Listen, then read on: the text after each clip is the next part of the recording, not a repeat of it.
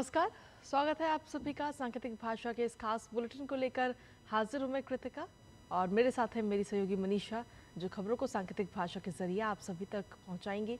तो चलिए शुरुआत करते हैं इस खास बुलेटिन की और सबसे पहले देखते हैं सुर्खियां। लाओस दौरे के दूसरे और अंतिम दिन प्रधानमंत्री आज 19वें पूर्वी एशिया सम्मेलन में होंगे शामिल। हिंद प्रशांत क्षेत्र में शांति, स्थिरता और समृद्धि के लिए चुनौतियों पर होगा विचार विमर्श।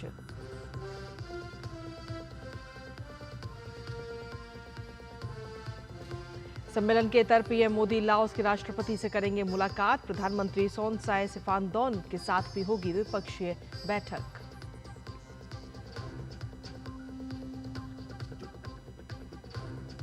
रक्षा मंत्री राजनाथ सिंह आज गंगटोक में आर्मी कमांडर्स कॉन्फ्रेंस में लेंगे हिस्सा। प्रेरणा स्थल का करेंगे उद्घाटन।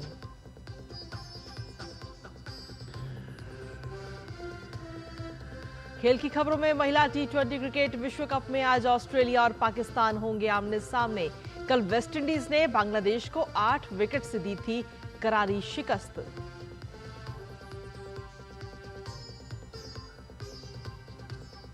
और आस्था और हर्षोल्लास के साथ देश भर में मनाई जा रही है महानवमी। मंदिरों में लगा भक्तजनों का तांता।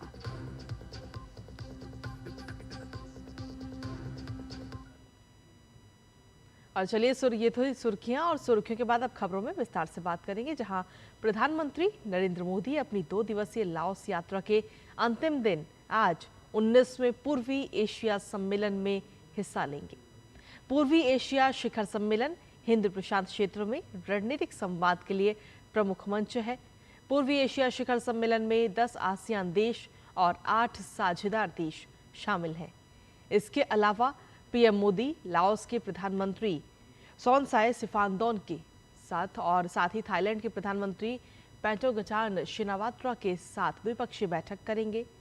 पीएम मोदी लाओस के राष्ट्रपति थोंगलॉन सियोलिथ के साथ भी मुलाकात करेंगे।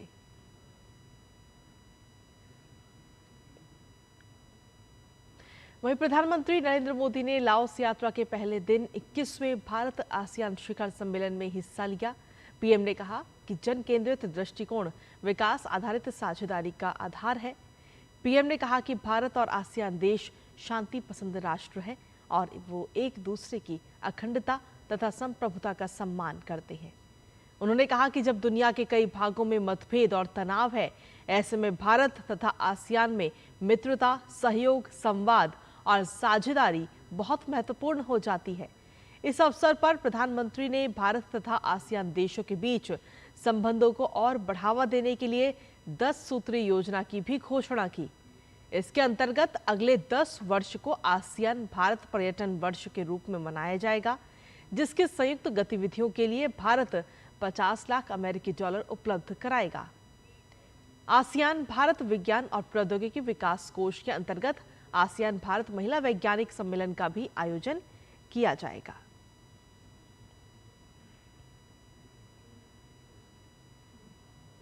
वहीं प्रधानमंत्री नरेंद्र मोदी ने आसियान शिखर सम्मेलन में भाग लेने के लिए साथ ही दुनिया भर के शीर्ष नेताओं से बात की है।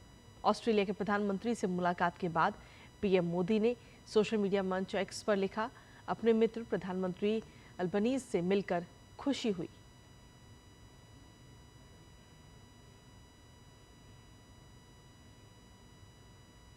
इसके साथ ही प्रधानमंत्री मोदी ने मलेशिया के प्रधानमंत्री से मिलने के बाद खुशी जाहिर की।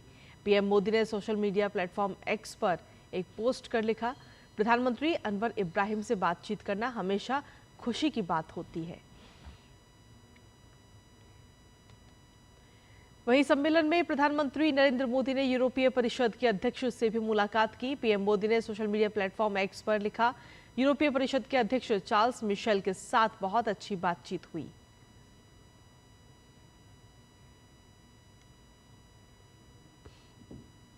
साथ ही पीएम मोदी ने फिलीपींस के राष्ट्रपति से मिलने के बाद भी खुशी जाहिर की। पीएम मोदी ने एक्स पर लिखा, फिलीपींस के राष्ट्रपति बोंगबोंग मार्कोस के साथ बहुत अच्छी बातचीत हुई।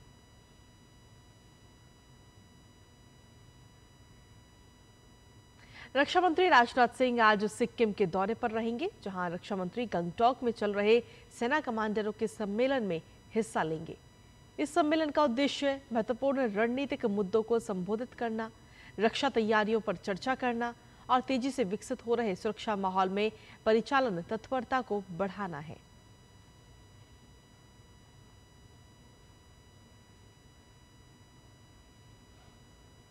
कोलकाता में आरजीकर रेप और मर्डर मामले को लेकर पश्चिम बंगाल सरकार की घेराबंदी बढ़ती जा रही है। अब federation of all India medical association ने भी युवा डॉक्टरों की भूख हड़ताल से बिगड़ती सेहत को देखते हुए बंगाल सरकार को अल्टीमेटम दिया है। फेडरेशन ने कड़े शब्दों में राज्य सरकार को कहा है कि अगर किसी भी प्रदर्शनकारी को कुछ होता है तो हम अपना विरोध प्रदर्शन बढ़ाने और देशव्यापी बंद करने के लिए मजबूर होंगे।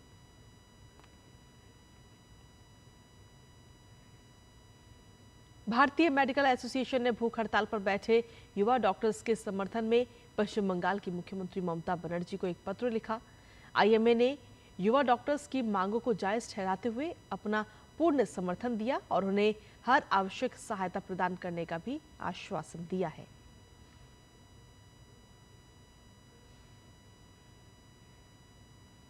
देश आज लोकनायक जयप्रकाश नारायण की जयंती मना रहा है। भारत रत्न से सम्मानित जयप्रकाश नारायण का आज ही के दिन 1902 को बिहार के सिताब दियारा में जन्म हुआ।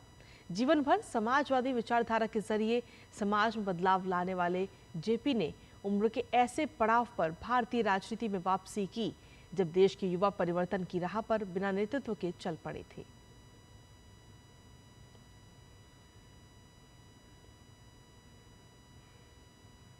सामाजिक कल्याण और ग्राम स्वराज की परिकल्पना को अपनी दूरदर्शिता और कर्मठता से धरातल पर उतारने वाले विराट व्यक्तित्व के धनी और भारत रत्न नानाजी देशमुख की आज जयंती है। नानाजी देशमुख का जन्म 1916 में आज ही के दिन महाराष्ट्र के हिंगोली जिले के कजोली कस्बे में हुआ था।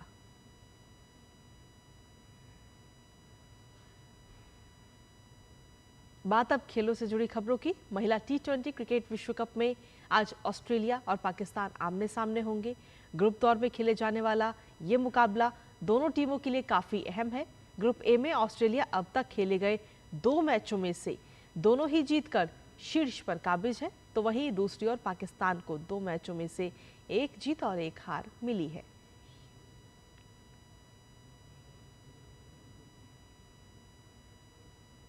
वहीं महिला टी20 क्रिकेट विश्व कप में ही कल खेले गए एक रोमांचक मैच में वेस्टइंडीज ने बांग्लादेश को 8 विकेट से हरा दिया। इस टूर्नामेंट में वेस्टइंडीज की ये दूसरी जीत रही। मुकाबले में पहले बल्लेबाजी करते हुए बांग्लादेश ने 8 विकेट खोकर 103 रन बनाए, जिसे वेस्टइंडीज की टीम ने 12.5 ओवर में 2 विकेट खोकर हासिल कर लिया। इस जीत के बाद वेस्टइंडीज की टीम ग्रुप बी में शीर्ष पर काबिज हो गई।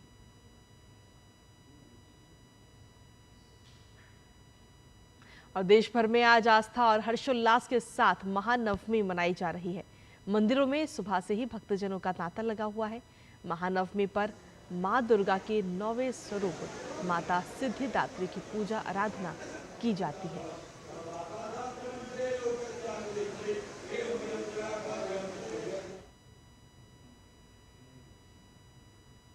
और इसी के साथ फिलहाल सांकेतिक भाषा के इस खास बुलेटिन में मुझे, मेरी सहयोगी मनीषा और हमारी पूरी टीम को दीजिए अनुमति। नमस्कार।